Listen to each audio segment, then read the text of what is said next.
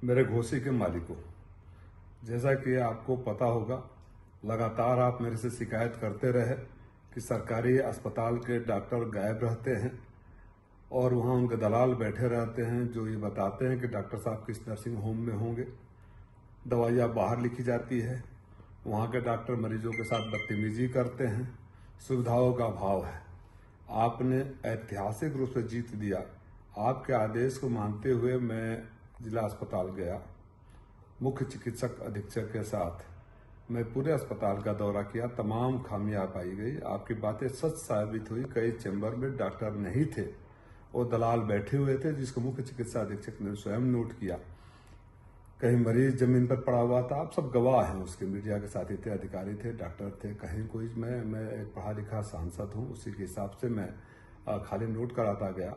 उस आखिरी कमरे में जब हम पहुंचे तो देखे कि बाहर मरीज परेशान है, कुछ महिलाएं रो रही हैं, चिल्ला रही हैं। मैंने पूछा तो एक महिला ने बोला, गरीब महिला ने, कि 11 बजे डॉक्टर साहब आए और डांट रहे हैं। भीतर हम गए, तमाम मरीज और पत्रकार नाराज थे।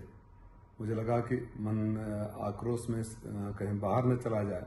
मैं सबको मना किया। मैं बोला मैं बात कर रहा हूँ, मैं डॉक्टर से सिर्फ इतना ही कहना चाहता था कि हम पढ़े लिखे लोग हैं, मारपीट नहीं करते हैं। किसी ने कहा कि 11 बजे आते हैं, 12:30 बजे चले जाते हैं, फिर घर पे बुलाते हैं। किसी ने कहा कि बदतमीजी करते हैं, किसी ने कहा कि हेलमेट चला कर मारते हैं, किसी ने कहा कूटते हैं। तो मुझे लगा कि माहौल खराब हो रहा है। मैं डॉक्टर को समझाऊं कि पढ़े लिखे डॉक्टर मारपीट नहीं करते। वो हमसे बदतमीजी करने लगे, बहरहाल बदतमीजी करने लगे। मैं समझ गया कि जो इनके खिलाफ शिकायतें आती रही और तमाम FIR इनके ऊपर दर्ज है वो सही है।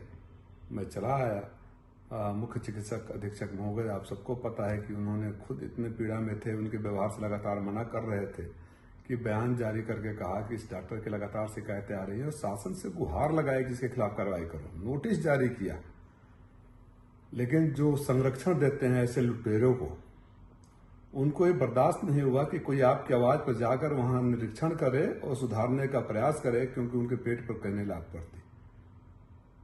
उनके सह पर डॉक्टर के जवाब को, जो 100 का नोटिस मिला था, जवाब को ही पुलिस की कॉपी निकालकर मुकदमा मेरे पर दर्ज कर देती है। ये अद्भुत घटना आपके मऊ में, ये कारनामा मऊ में ही हो सकता है कि जिसके सबसे बड़े डॉक्टर अधिकारी ने, जिसके खिलाफ, जिस डॉक्टर के खिलाफ अनुशंसा करी हो, कठोर कार्रवाई की शासन से गुहार लगा रहा हो, पत्र लिख रहा हो, उस डॉक्टर को बचाने के लिए उस सांसद पर ही केस करा दिया गया जो आपके सवाल पर वहां गए थे।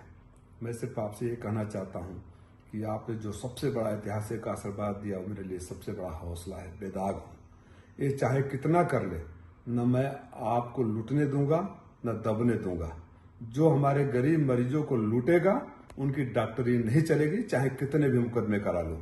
जो दवाई बाहर से लिखने के लिए बोलेगा, जो डॉक्टर घर पे बुला के इलाज करेगा, जो मरीजों से बदतमीजी करेगा, उसके खिलाफ हम घेराव करेंगे, कार्रवाई करेंगे और सदन तक आवाज उठाऊंगा।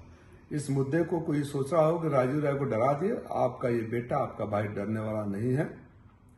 माननीय मुख्यमंत्री जी, आप स्वयं संज्ञान लीजिए, पता नहीं आपकी जानकारी में है कि नहीं है, कि आप जो दावे करते हैं, आपका सांसद जब जाता है और वो सही पाता है जो जनता शिकायतें करती है, अगर आपके संरक्षण में या आपकी जानकारी में, माननीय उप मुख्यमंत्री जी ने, जो स्वास्थ्य मंत्री भी है, तो 1 साल पहले वादा किया था कि कठोर कार्रवाई होगी।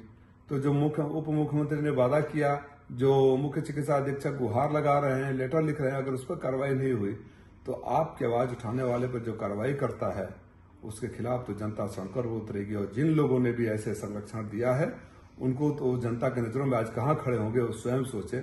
मऊ की एक और बड़ी खासियत रही है, मऊ में हम लोग किसी भी पार्टी के हो, राजनीतिक मुद्दे पर विरोध करते हैं, राजनीतिक बातें करते हैं, कभी व्यक्तिगत रूप से एक दूसरे के खिलाफ इतना निचले स्तर पे नहीं जाते हैं। जो चंद सालों में मऊ का माहौल बदला है, मैं इसको लेकर भी दुखी हूं और सौभाग्यशाली है मऊ के अभी भी बहुत सारे नेता अपनी परंपरा को कायम रखे हुए हैं। मैं उम्मीद करूंगा कि उस परंपरा को बनी रहे, क्योंकि ये ऐसे अधिकारी डॉक्टर किसी के नहीं होते हैं। जो आज खुश हो रहे होंगे कि राजीव राय के साथ बदतमीजी किया, उनको याद रखना चाहिए कि इस डॉक्टर ने सैकड़ों मरीजों के साथ बदतमीजी किया है, कई आपराधिक केस है, भारतीय जनता पार्टी के नेताओं के साथ बदतमीजी किया है, और तो और पत्रकारों को हेलमेट चला के मारा है, मोबाइल छीन लिया है।